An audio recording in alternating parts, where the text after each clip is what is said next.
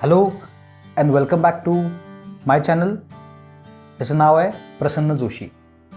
Actually आजचा video fundamentally अशा सगळ्या लोकांसाठी आहे ज्यांनी त्यांचा बिझनेस सुरू करण्याबद्दल त्यांच्या मनात विचार चालू आहेत, किंवा त्यांनी ऑलरेडी बिझनेस सुरू करून 1 वर्ष, 1.5 वर्ष, 2 वर्ष झालेत आणि मे बी कोविडमध्ये केला आहे किंवा कोविडच्या नंतर केला आहे आणि ते स्ट्रगल करत आहेत. सो हा व्हिडिओ फक्त अशा लोकांसाठी आहे. आणि इथे गंमत आहे, बेसिकली मी तुम्हाला काहीतरी दाखवणार आहे and then we will actually get started with the video. Actually मी ट्राय करणार आहे की हे प्रॉपर मला बॅलन्स करता आलं पाहिजे. बट बघा, म्हणजे मी ज्या वेळेला मी एक बॉल हवेत टाकतोय आणि दुसरा पकडायचा प्रयत्न करतोय, त्यावेळेला मला ॲक्च्युली तिसरा करता आला नाही, तिसरा माझ्याकडून सुटून गेला. बरोबर. सो बेसिकली एखाद्या एंटरप्रेन्योरचं आयुष्य पण या ॲक्टिव्हिटीसारखं आहे. म्हणजे ज्या वेळेला मी एक प्रॉब्लेम किंवा एक चॅलेंजवर कंट्रोल मिळवायचा प्रयत्न करतो, त्याला ऑटोमॅटिकली कोणते तरी 2 माझ्याकडनं सुटलेले असतात. कदाचित आत्ता मी 3 बॉल्सचं डेमॉन्स्ट्रेशन केलं. असं असू शकतं की एंटरप्रेन्योरकडं किंवा बिझनेस ओनरकडं मल्टिपल प्रॉब्लेम्स असतात आणि हा सतत कुठंतरी ह्या प्रॉब्लेम्सची कसरत सांभाळत जाणं आणि तो बिझनेस मेंटेन करणं हेच ॲक्च्युली एक चॅलेंज आहे. आणि असं नाही आहे की तुम्ही आत्ता बिझनेस चालू केला आहे म्हणून हे चॅलेंज आहे. मला असं वाटतं की 10-11 वर्षानंतर पण माझ्याकडे हे चॅलेंज आहे. रादर तुमचा बिझनेस लहान असताना लहान चॅलेंजेस असतात आणि तुमचा बिझनेस जसा जसा मोठा होत जाईल तशी ही चॅलेंजेस खूप मोठी होत जातात. सो फंडामेंटली हा व्हिडिओ अशा लोकांसाठी आहे, बरोबर, की ज्यांनी अतिशय कष्टातून किंवा ध्येय वेडेपणानं स्वतःचा बिझनेस उभा केला आहे किंवा करणार आहेत आणि काहीतरी आता प्रॉब्लेम्स त्यांना दिसत आहेत किंवा फेस करत आहेत. बरोबर. तर बेसिकली मला तुम्हाला एक गोष्ट सांगायची आहे की यामध्ये मी 4 मुद्दे सांगणार आहे किंवा 4 अशा गोष्टी सांगणार आहे की ज्या तुमच्याकडं असणं अत्यंत आवश्यक आहे, तर आणि तरच तुम्ही पुढे जाऊ शकाल. पण बिफोर आय गो अहेड, मला एक वाक्य सांगायचं जे मी नेहमी स्वतःला सांगतो माझ्या प्रत्येक प्रॉब्लेमच्या वेळेला. ते असं आहे की तुमचं आयुष्य खडतर असेल पण तुमच्या इच्छाशक्तीच्या वरचढ नाही आहे. Got it? सो आता आपण हे 4 कोणते मुद्दे आहेत की जे तुमच्याकडे असणं आवश्यक आहे ते बघूया.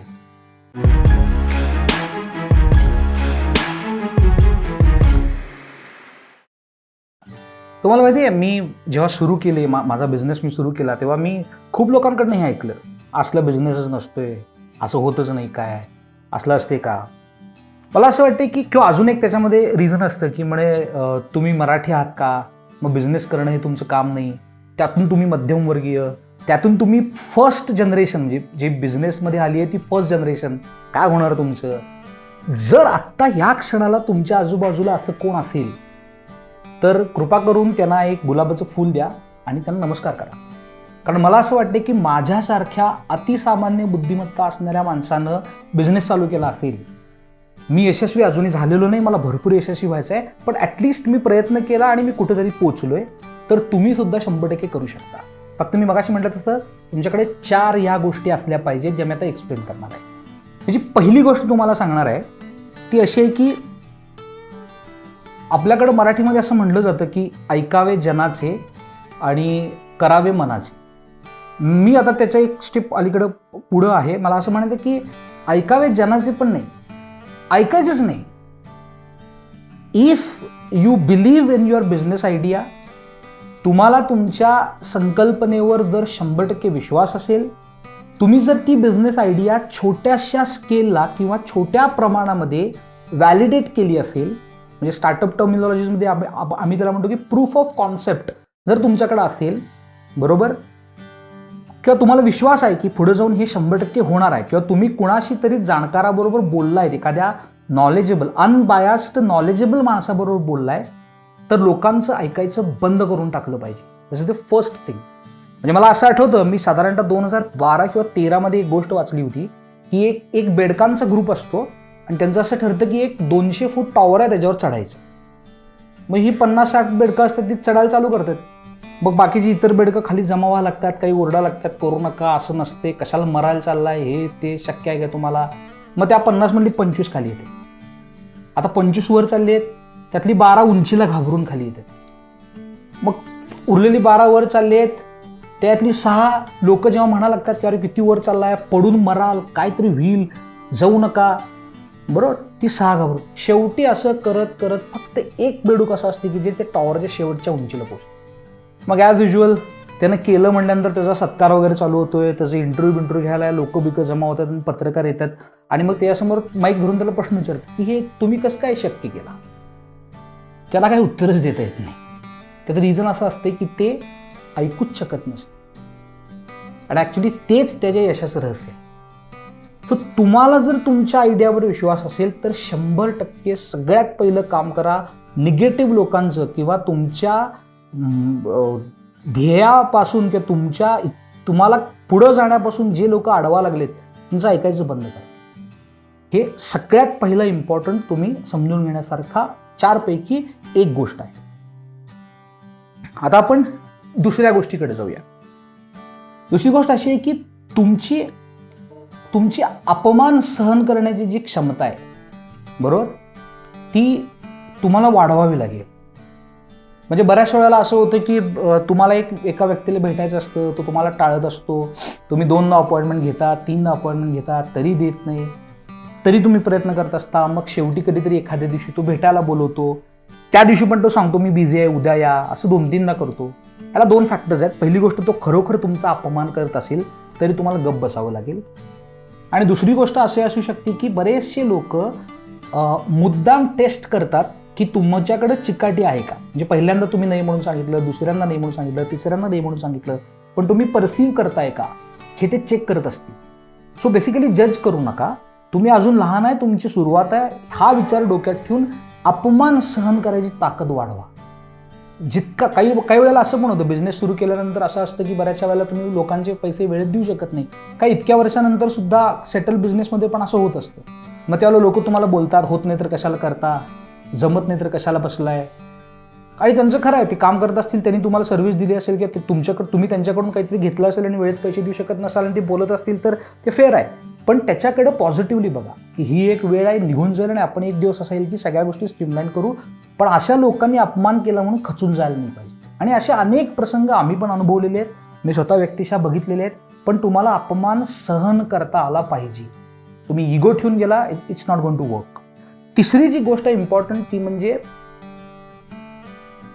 तुम्ही कम्फर्ट झोनमध्ये नसायलाच पाहिजे. जेव्हा तुम्ही बिझनेस करणार आहे ना, तुम्ही कम्फर्ट झोनमध्ये नाही पाहिजे. म्हणजे मला 8 वाजता घरी जायचं असते, मला सकाळी काय वाटेल ते झालं तरी मला जिम करायलाच लागतोय.